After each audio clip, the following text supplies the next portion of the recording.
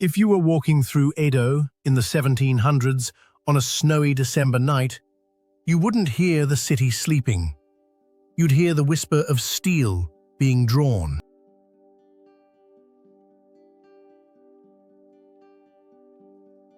Welcome to Edo in the year 1700, a city of 1 million souls living under the shadow of absolute power, where honor meant everything and breaking protocol meant death.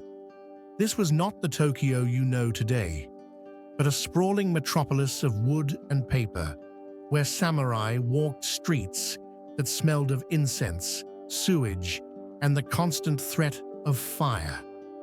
Here, in the heart of the Tokugawa shogunate, every sunrise brought new dangers, and every sunset left families wondering who would survive until dawn. In the spring of 1701, Lord Asano Naganori committed an act that would define Edo's century. Inside the ornate corridors of Edo Castle, he drew his sword against Kira Yoshinaka, a court official who had insulted him beyond endurance. The blade barely scratched its target, but the crime was absolute. Drawing steel in the presence of the shogun was punishable by death. Within hours, Asano was ordered to commit seppuku. His domain was seized, and his 300 samurai became Ronin, masterless warriors stripped of honor, purpose, and income. The 47 who remained loyal did not accept this fate quietly. Led by Oishi Kuranosuke, they scattered across Edo and beyond, some becoming merchants, others drunkards, all carefully crafting false identities while planning their revenge. For 2 years, they watched Kira's mansion, memorized his routines, and waited. In tea houses and sake dens throughout the city, whispers spread of their plan, but no one dared speak openly. This was a city where walls had ears, and loyalty was tested daily. On the snowy morning of December 14th, 1703, Edo awoke to find Kira Yoshinaka dead, his severed head placed on his enemy's grave. The 47 Ronin had struck in the pre-dawn darkness, scaling walls, fighting through guards, and completing their bloody mission. They marched through the city streets in formation, carrying their master's enemy's head to Sengakuji Temple. Citizens lined the roads in silence, some weeping, others bowing. They had witnessed the ultimate act of loyalty and the ultimate crime against the state.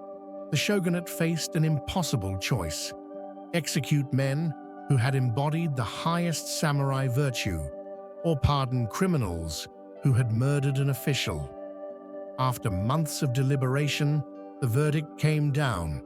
The 47 would be allowed to die with honor through seppuku. On a cold February morning in 1703, they knelt in the temple courtyard and ended their lives with the same discipline that had driven their revenge. Their graves became shrines, their story became legend, and Edo learned that even perfect loyalty could not escape perfect law. 4 years later, in November 1707, Mount Fuji erupted with a violence that shook the very foundations of Edo. Though the volcano lay 100 kilometers away, ash rained down on the city for 16 days, turning noon into midnight and contaminating water supplies across the region. The ash was so thick that people wore wet cloths over their faces just to breathe. Crops failed, trade halted, and for the first time in decades, the citizens of Edo understood that their shogun's power meant nothing against the fury of nature. Fire was Edo's constant companion, earning the nickname Edo no Hana, the flowers of Edo, because flames bloomed so frequently across the wooden cityscape. The Hikishi, Edo's firefighters, were unlike any fire service the world had ever seen. They didn't pour water on flames. They demolished entire buildings with hooks and ropes, creating fire breaks to starve the blazes of fuel. These men were part firefighter, part demolition crew, and part urban warrior, racing across rooftops in the middle of infernos to tear down structures that families had spent lifetimes building. In the pleasure district of Yoshiwara, a different kind of fire burned, the controlled passion of the floating world.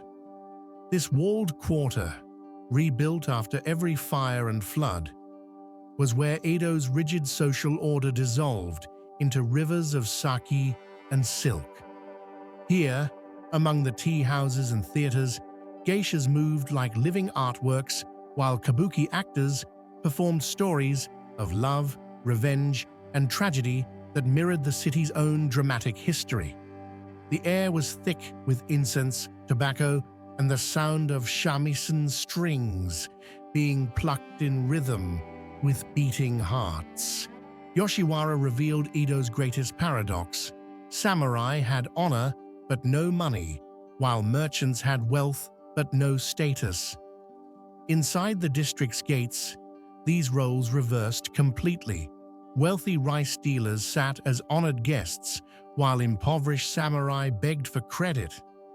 Courtesans, who officially occupied the lowest social rank, commanded higher prices than most daimyo could afford.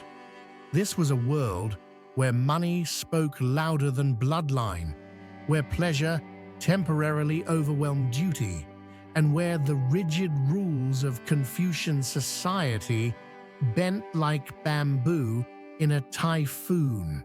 At the city's heart stood Nihonbashi Bridge, the point from which all distances in Japan were measured, and where the great highways began their journey to distant provinces.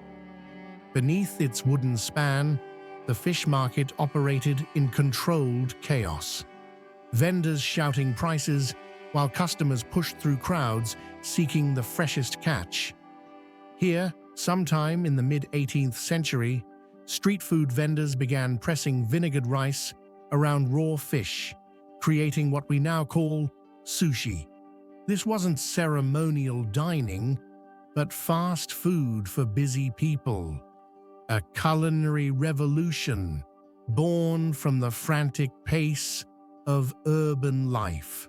In hidden chambers throughout the city, scholars engaged in the dangerous pursuit of rangaku, Dutch learning. Japan had been closed to the outside world since 1633, but Dutch medical texts smuggled through Nagasaki revealed anatomical truths that contradicted centuries of Chinese medical theory. When physicians performed illegal dissections in the 1770s, they discovered that Western drawings of the human body matched what they saw, while traditional texts did not. This forbidden knowledge spread through secret networks, carried in whispered conversations and carefully hidden books. The scholars of Rangaku lived in constant fear of discovery, knowing that possession of foreign books could mean imprisonment or death. Yet they continued their research, translating medical treatises by candlelight and conducting experiments that challenged everything their society believed about the natural world. In tea houses near the fish market, coded conversations took place between doctors who had seen the truth of human anatomy and scholars hungry for knowledge that could save lives. They were revolutionaries disguised as healers, smuggling enlightenment one forbidden page at a time. Daily life in Edo moved to rhythms unknown in any other city. The morning bells of temples calling citizens to work, the afternoon cries of street vendors hawking everything from sweet potatoes to writing brushes, and the evening drums that warned of curfew approaching. In the narrow alleys between wooden houses, families cooked rice over charcoal braziers, children played with tops and origami, and artisans crafted everything from silk kimonos to sharp katana. The smell of soy sauce, miso soup, and incense mixed with the ever-present odor of human waste that fertilized the vegetable gardens surrounding the city. By the end of the 18th century, Edo had become something unprecedented in human history, a city where 1 million people lived under absolute rule, yet created art, literature, and culture that celebrated human emotion over political obedience. The same streets that witnessed the 47 Ronin's revenge also hosted festivals where commoners dressed as nobles, where merchants patronized art that celebrated rebellion, and where the floating world offered temporary escape from the rigid world outside. This was urban life as both prison and paradise, where survival required adaptation and happiness demanded defiance. Edo in the 1700s was a city of contradictions. Honor demanded death, yet law demanded obedience. Samurai carried 2 swords, but served masters who counted coins, while merchants accumulated wealth in a society that officially despised commerce. Beauty flourished in pleasure quarters built on exploitation, while knowledge advanced through criminal acts of curiosity. If you lived in this era, would you choose the life of a samurai bound by the sword, or a merchant free to enjoy the pleasures of the floating world? Choose your path in the comments.